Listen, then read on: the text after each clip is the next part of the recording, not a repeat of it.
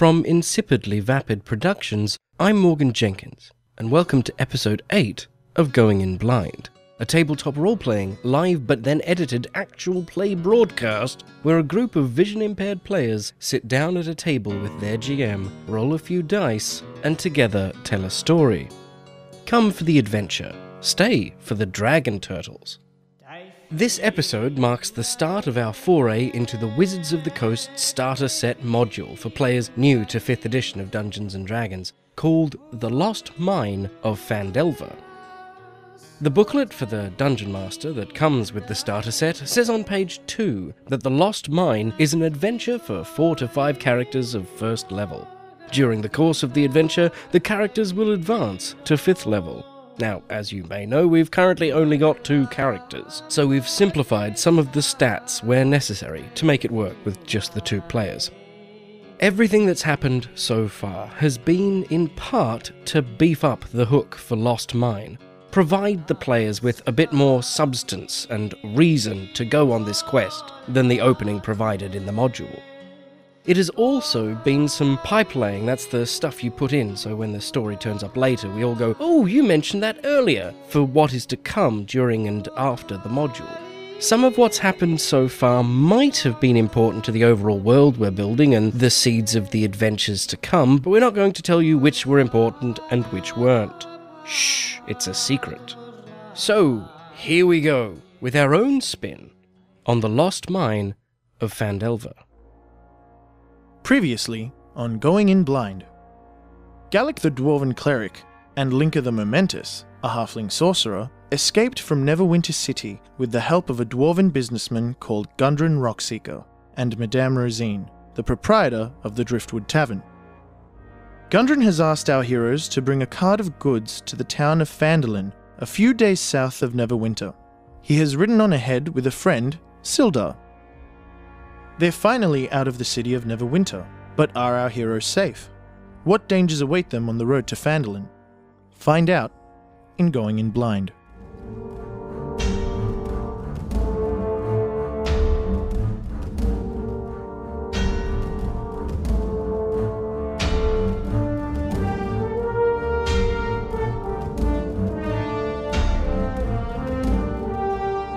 Episode 8, Waylaid.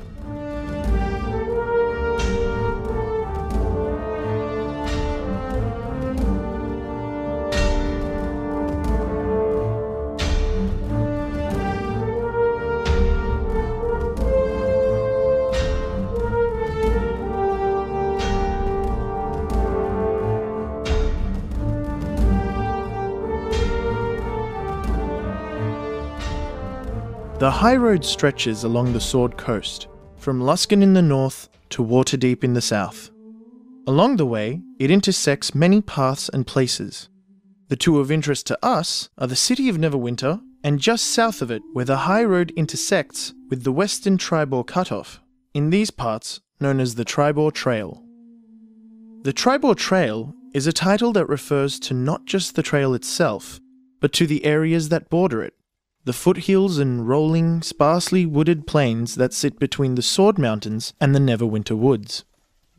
At the western mouth of this trail, turning onto it from their southward journey on High Road, are a pair of ox, pulling an old cart full of boxes and crates, the left wheel squeaking as the dwarven cleric holding the reins tries unsuccessfully to keep the cart steady in the rut in the road. While the dwarf is quite alert and focused, her travelling companion, a halfling, is facing a different conundrum. It is dry, it is hot, and it is boring. The only thing that counters the monotony is the occasional mirage, what seems to be people or water in the distance turning out to be trees or dirt once up close. At one point, she spies a tall, gangly fellow in a loincloth crouched by the side of the road, but when she turns her head, it is only rocks. Other than that, and once on the high road when they passed a small travelling family, there is nothing. And nothing. And nothing. And you travel down the high road for quite uneventfully, actually. And nothing happens. It's always a good thing. And nothing really happens. Wow, this is a boring trip. Oh, God, 3 I lots need a of drink. absolutely nothing is happening to the point where you have long ago sobered up, and I don't even think you can convince yourself that the water you brought along is alcohol, even though you occasionally swig it out of the flask, and you're like, maybe if I slur, my brain will think I'm drunk. I'm gonna try and ride the ox. Oh, maybe not. Would you want to try and ride the ox? Oh, if it continues much like this, I might consider it. Well, you've been on the Triboard Trail for about half a day now. And the sun is at its zenith, high above you, and you have left Neverwinter and all its interesting goings-on long behind you. And as you come around a bend, up ahead you spot 2 dead horses blocking the path. The trail here narrows. There is a steep embankment rising up either side, grassless and baked dry in the sun. A dense copse of trees, the tail end of the Neverwinter forest, presses close to the road here, the sound of the forest muted against the more immediate sound of flies. Ahead, 2 horses lie. One, seemingly taller, thinner, is a golden colour with a white mane. The other, stockier, are dark brown with black. Both have had their flanks pierced by arrows, their black feathers contrasting against the Palomino's lighter tone. 2 dead horses in front of you. Well, I'm looking around to see if what attacked them is still there. Okay. Could you give me a perception check? Yes, and And? I'm also looking to see if anyone has been dragged away. Ah, very good. 7 plus 3, 10. So you're looking to see if there's anyone still around, and you're looking to see if anyone's been dragged. Yes. Okay. Feet on the seat of the cart, balancing on the backrest, sits the halfling Linka. Shielding her eyes, she glares 20 to 30 feet in front of her at the dead horses. From this distance, all she can see is the shimmering of heat rising from the bodies. Maddie, do you want to check anything? I'm wondering if it's worth doing a magic check, especially on those arrows. Yeah, we can do that. Which would be an Arcana. Which you have... Oh, plus 0 2. Well, there we go. So if you could roll a d20. 8. 8.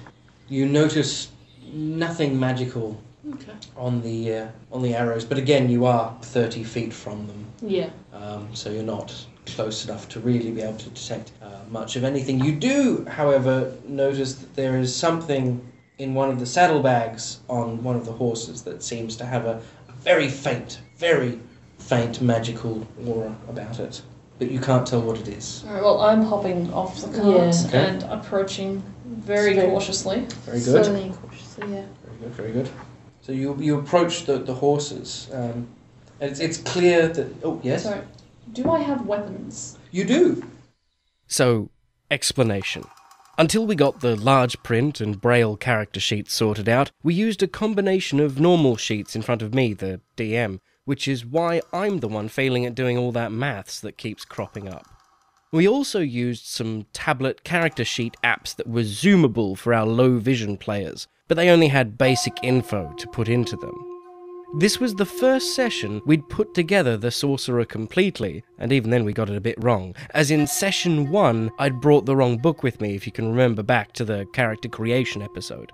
So while for us here it's 8 episodes in that I'm being asked about what weapons a character has, realise that it's really only 40 minutes into our second session overall, and the first session with the character sheets properly filled out. And most importantly, the first real time that we're even thinking about proper combat. Do I have weapons? You do. You do. You have about 20 daggers, and you have a light crossbow with about 80 crossbow bolts. Yep. You also have a bunch of spells and cantrips that you can use, as does Maddie. You both do. Although they are different spells and cantrips for each of you. In which case, I'm just going to make sure I've got a dagger at the ready. Very good, very good. Ready your dagger. And so you notice that it's clear that the arrows are the things that killed the horses. There's Yep. no Yeah. other, they weren't poisoned and then the arrows put in as an afterthought to trick people. They were very clearly killed by these arrows. Could you both give me a perception check again? 19. 19, lovely. Look at the clouds. 4. So you notice that they are horses, Sure. and you think they might not be breathing, perhaps. You were fairly certain back there, but now you're closer, you're not as sure. Like, maybe that was a breath. Oh, it might not have been. It could have just been the sound of a fly. I don't know. You're a bit unsure. Maybe those aren't arrows, maybe they're just tufts of hair. While the heat of the midday sun seems to be getting to the halfling, Gallic the dwarf notices that the saddlebags have been looted. Near the bags, seemingly having rolled out of its own accord, the thing that was giving off a faint magic aura reveals itself to be an empty leather map case.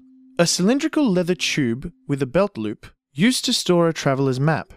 It has been opened, and the enchantment usually used to keep the map within fresh and safe has been broken. There is nothing inside. Do you want to grab that? I think we should. On closer inspection of the arrows, Gallic realizes she recognizes the type of fletching. The black feathers used in these are utilized by one race, and one race alone. Goblins. What the hell do those little bastards want with them?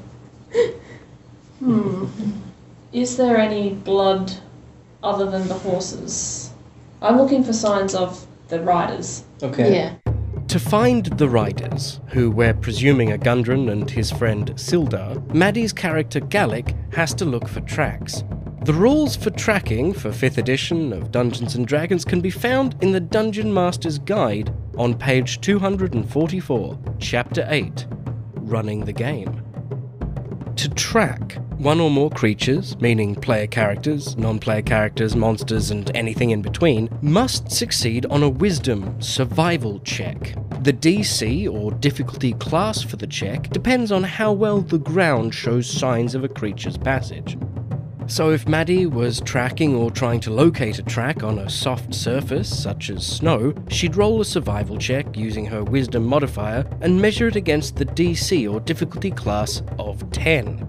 If it's dirt or grass, her total would have to beat a 15, bare stone 20. Plus, for every day since the creature or person has passed this way, a +5 is added.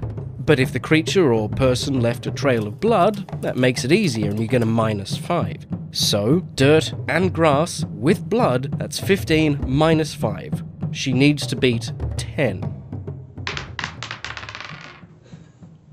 A 10, lovely. It's a 15. 10 plus 5, so it's a 15. So you notice that there is, in fact, some blood. Not a lot, so not enough to suggest that someone has been killed, but there is some blood. You're fairly certain from the consistency of it that it is human blood. Cat, if you could roll perception for me. 6. That lovely. hit that, Would you like to re-roll? if you wouldn't mind. Re-roll.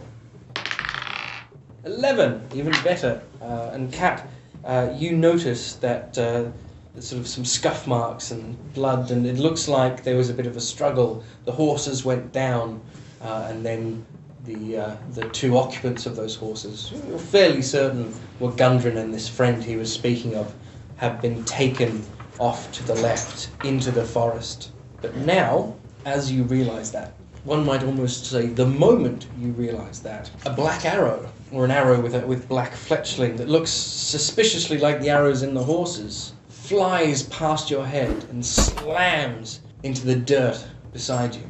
And as that happens, we get to roll for initiative. Initiative! Combat! Fantastic. Now there are 5 steps for combat, except when there's not. Sometimes DMs used to 2nd edition and AD&D and 3.5 and 4th editions might get a little hazy as to which rules go where. But in the 5th edition of Dungeons & Dragons, there are 5. Determine surprise, establish positions, roll initiative, take turns, and begin the next round. Step 1. Determine surprise. If at the start of an encounter, a character or monster doesn't notice a threat, they are classed as surprised and cannot move or take an action on their first turn of the combat. Basically, they miss a turn. I forget this one a lot. Step 2. Establish positions. The DM decides where all the characters and monsters are located, how far away, what direction, that sort of thing. If you're using a map on the table with miniatures, this is where you'll start putting the ones on there that the party can see. For the most part, we don't use maps.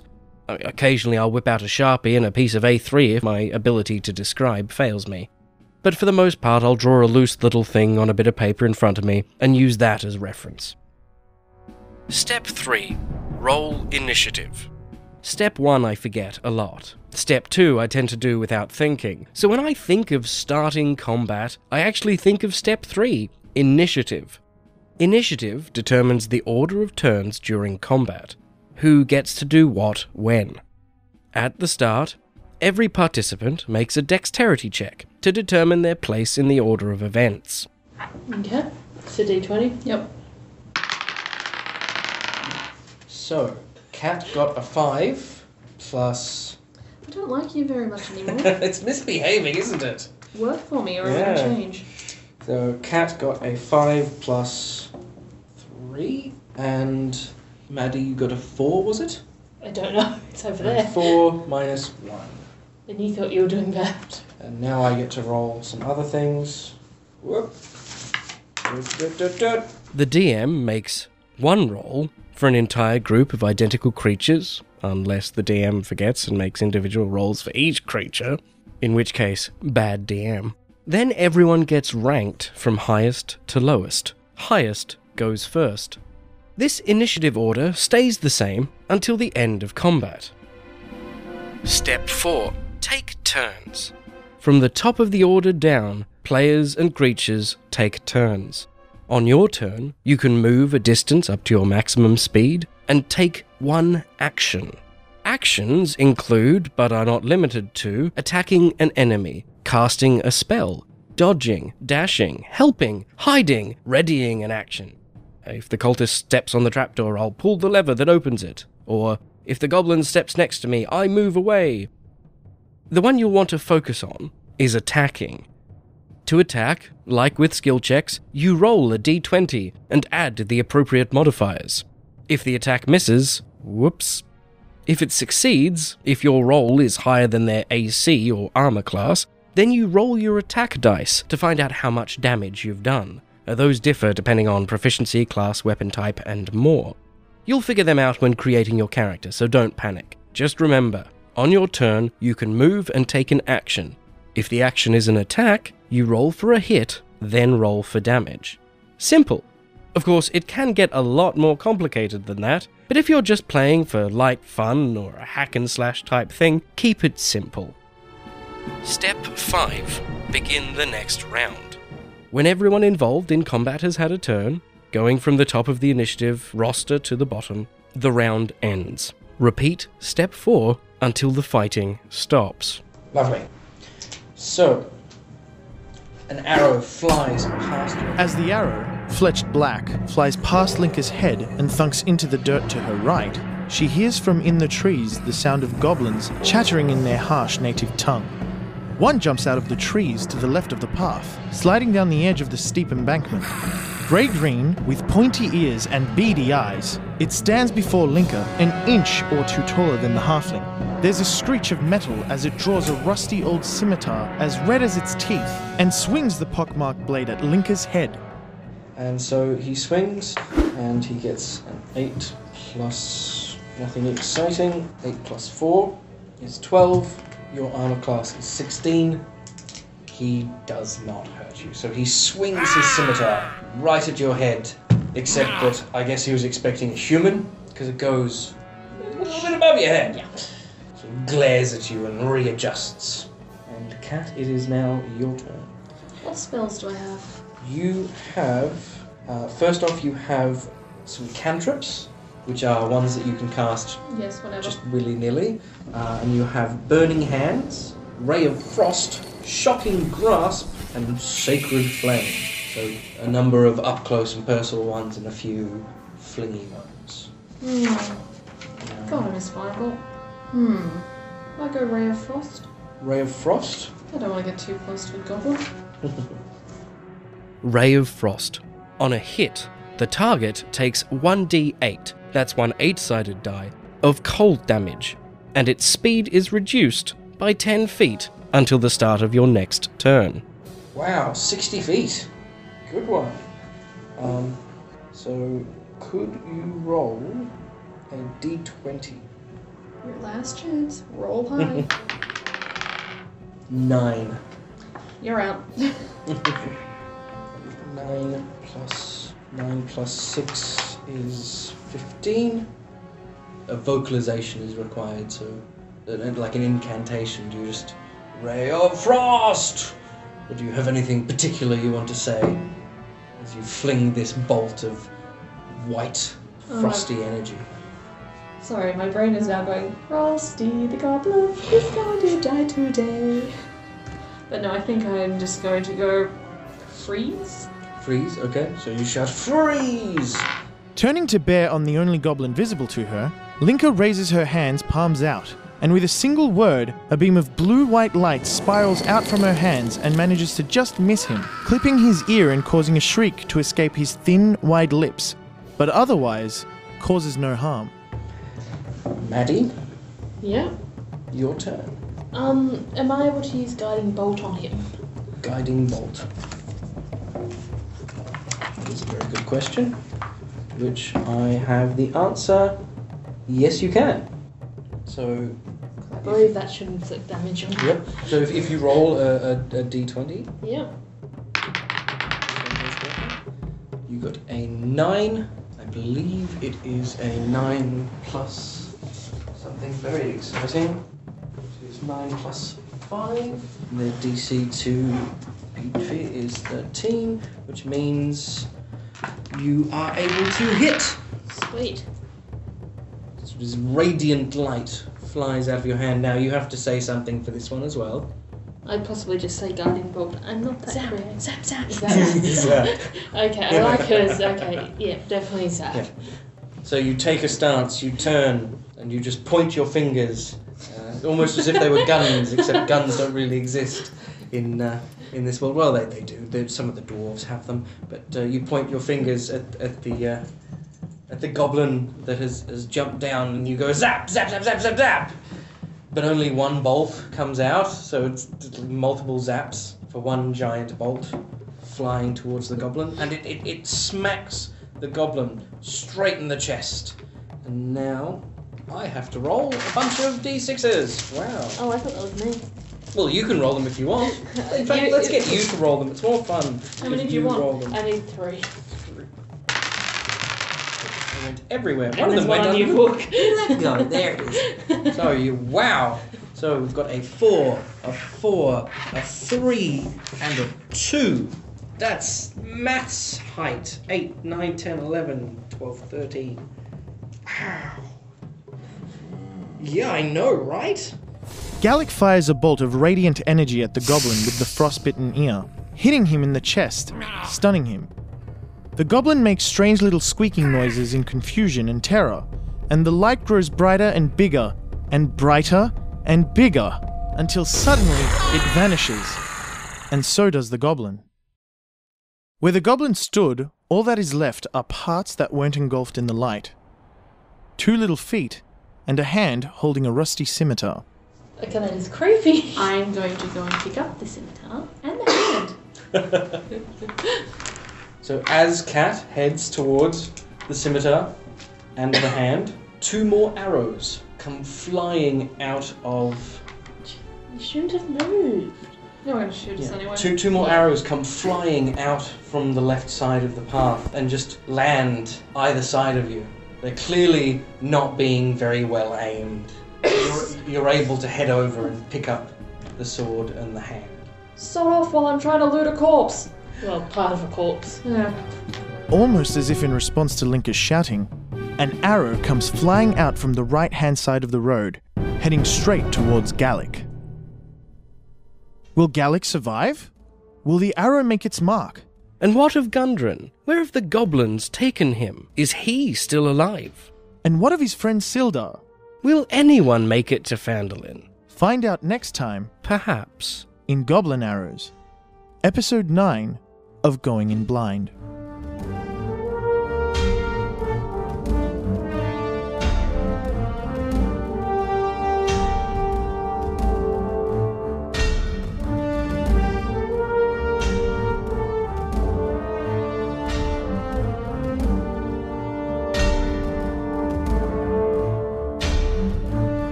In episode 8 of Going In Blind, Kat played Linka the Momentous, Maddie played Gallic, Morgan Jenkins was the Dungeon Master, and Harry Kalayiru was the narrator. Our theme music for Season 1 is Crusade by Kevin MacLeod. Our previously on music is Black Vortex, also by Kevin MacLeod. To find out more about his music, head to www.incompetech.com/music/royalty-free.